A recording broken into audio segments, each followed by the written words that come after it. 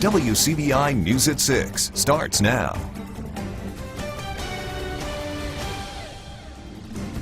Good evening, everyone. Thank you for joining us. Two Noxubee County inmates on the run for nearly 24 hours are caught in Marshall County. The duo escaped from the Noxubee County Community Center last night about 7:45. Our Jory Talley joins us in the studio now with more on what happened. Jory? Christopher Parmenter and Andrew Carter were caught this afternoon in a county more than 2 hours away from the MDOC facility they escaped from in Macon. Both inmates were serving time on charges of burglary, and both were sentenced back in 2016.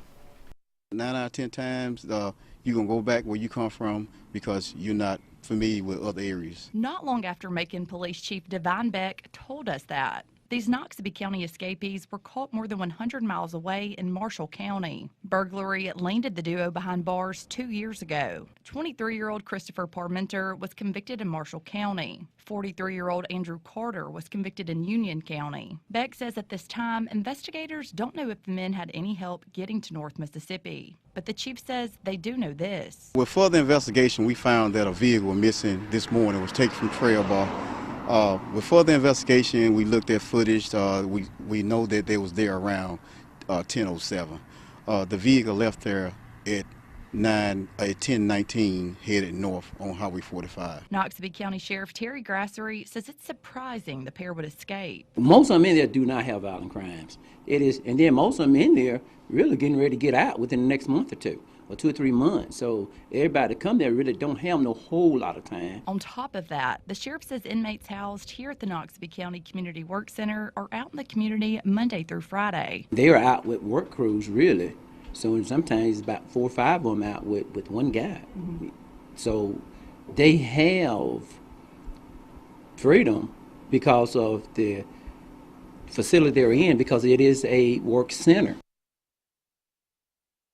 Grassery says when inmates escape, law enforcement departments all work hand in hand to find them. This is also an ongoing investigation at this time.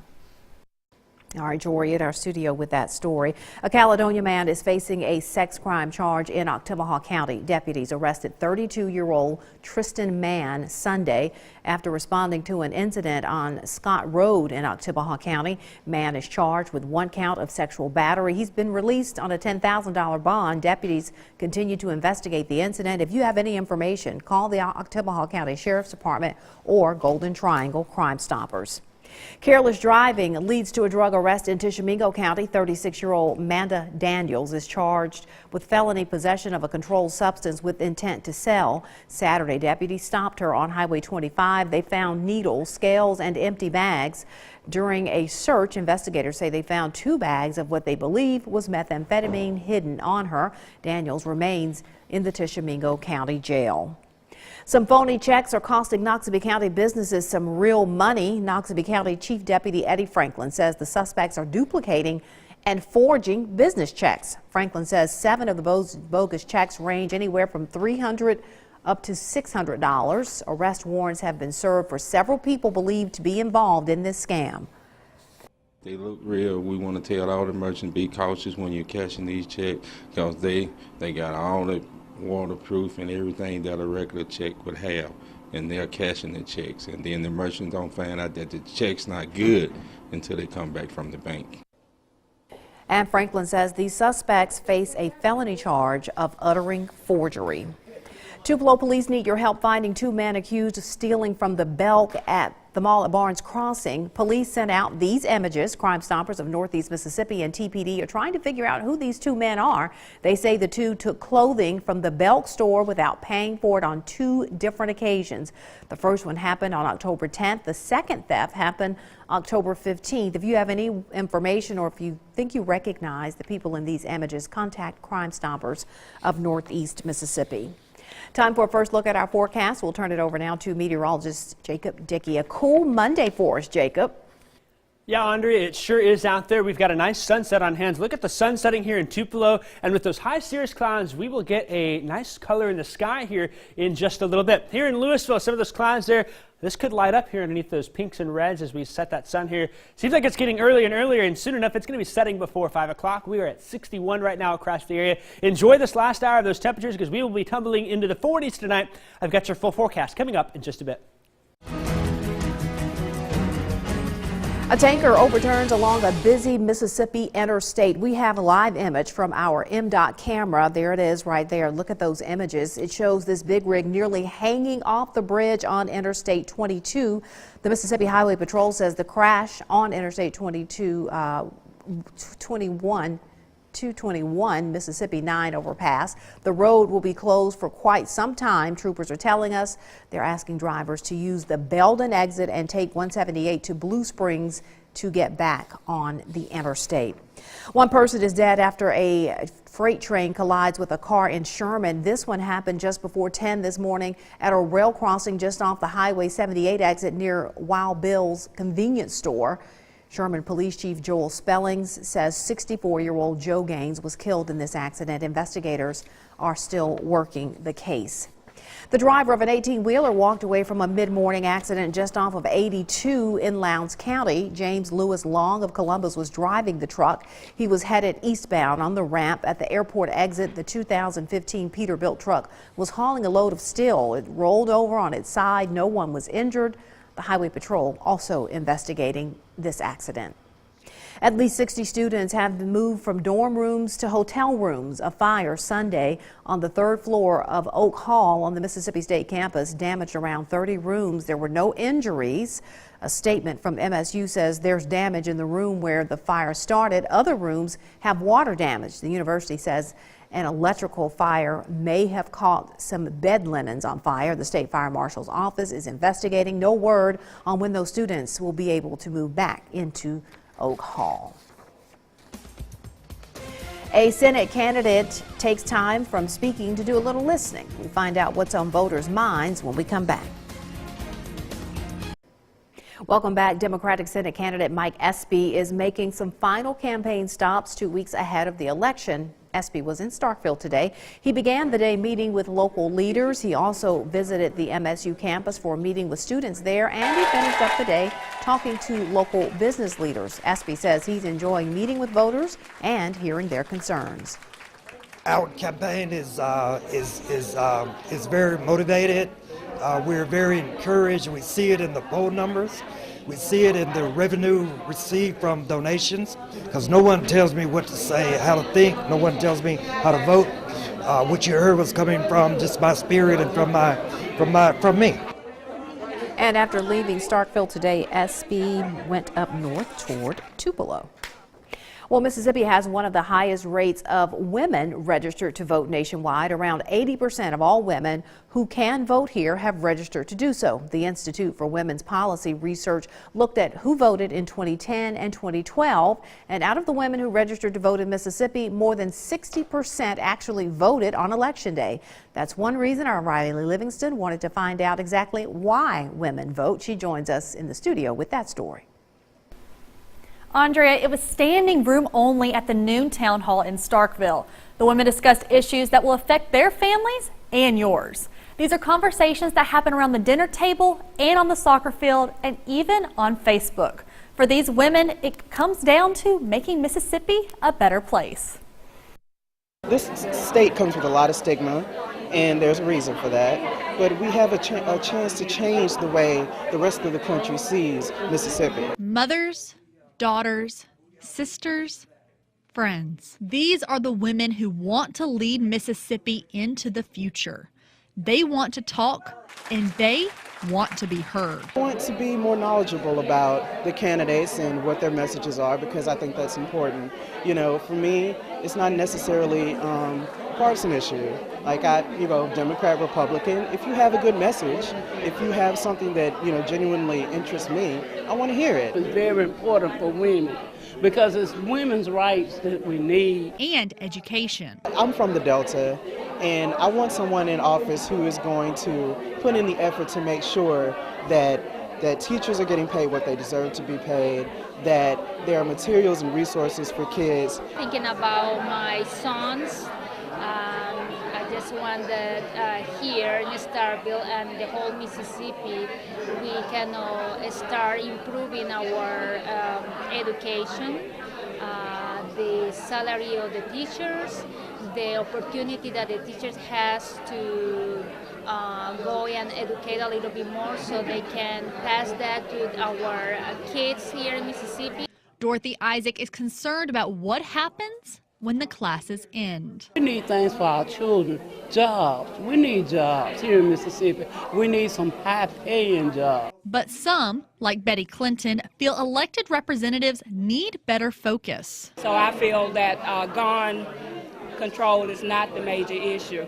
I feel right now too much emphasis put on gun control. I feel it's important that the school have more security and not just more guns. LaShundra Townsend says things as simple as roads don't need to be overlooked. If you drive anywhere in Mississippi, you're going to run over a pothole or something like that. Like our streets, our conditions could be so much better.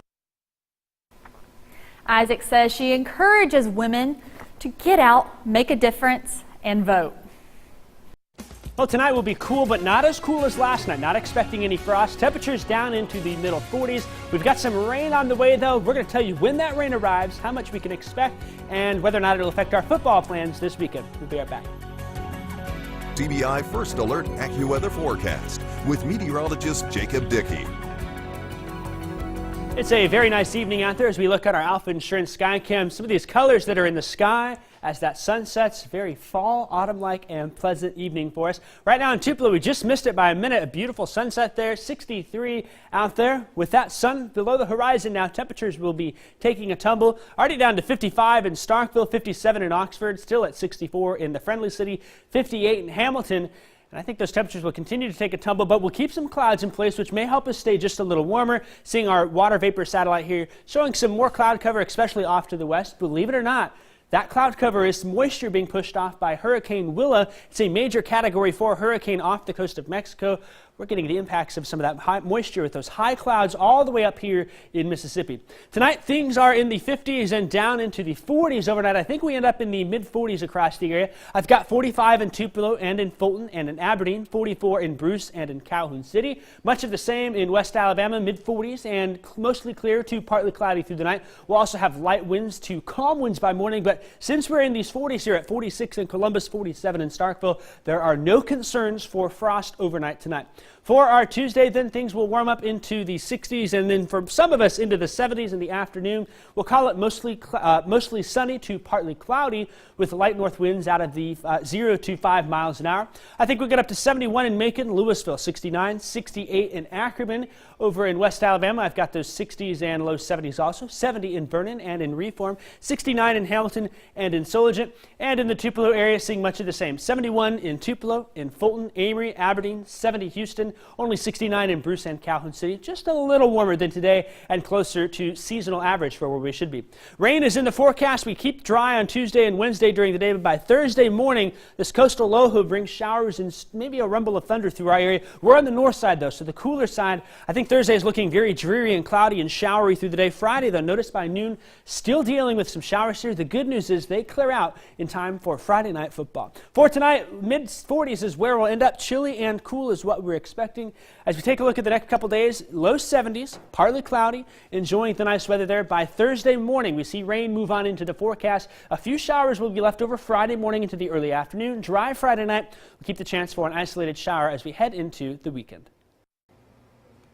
It's one of the most important cards you can carry, but this week many Mississippi driver license offices will be closed on Wednesday. That's the day MHP has set aside for employee training. The offices in Amory, Columbus, Louisville, and Starkville will be closed. That's this Wednesday, the 24th. The training will take place in Jackson, Meridian, Vicksburg, and Philadelphia, among other locations. Changes seem to be in order for the Mississippi State Bulldogs after this past weekend. Head coach Joe Moorhead addresses those concerns coming up next in sports. WCBI Sports with Courtney Robb is brought to you by your local Ford dealers. Go further. The loss to LSU on the road for Mississippi State came in the form of a very hard pill to swallow. The question for the Bulldogs and head coach Joe Moorhead is, after a rough performance from quarterback Nick Fitzgerald, will we be seeing some personnel changes? Moorhead stated in the press conference from earlier today not to completely count out Fitzgerald, but the chance of seeing Keaton Thompson get involved has become much more likely.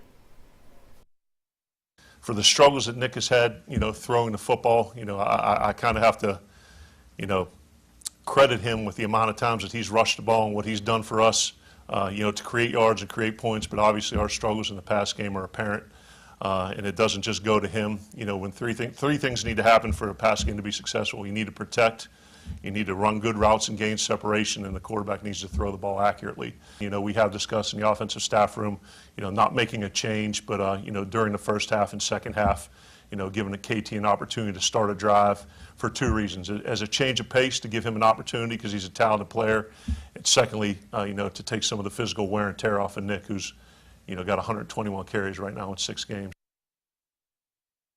It's weird to think that soon enough the high school football season will be winding down when each week proves that it just keeps heating up. These are the top 5 plays from this past week of the End Zone.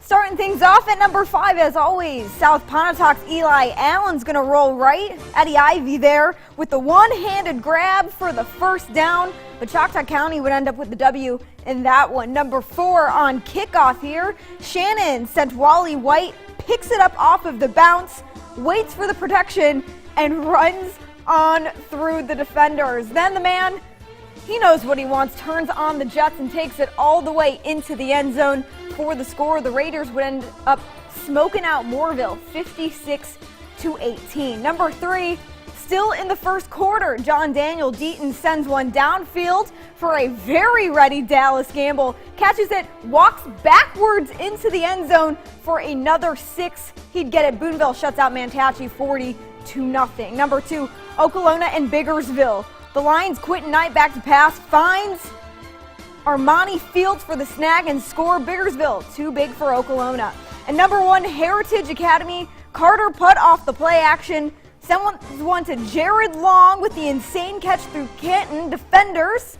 And let's get another look at this one in slow-mo. You can see he's ready there for it to come right into his hand. Heritage gets its 5th straight win in that one. But we've only got a couple of weeks until the start of college basketball. Take a look at the preseason top 25 from the Associated Press poll. Some blue bloods we're seeing: number 1, Kansas; number 2, Kentucky in that one; number 4 for Duke.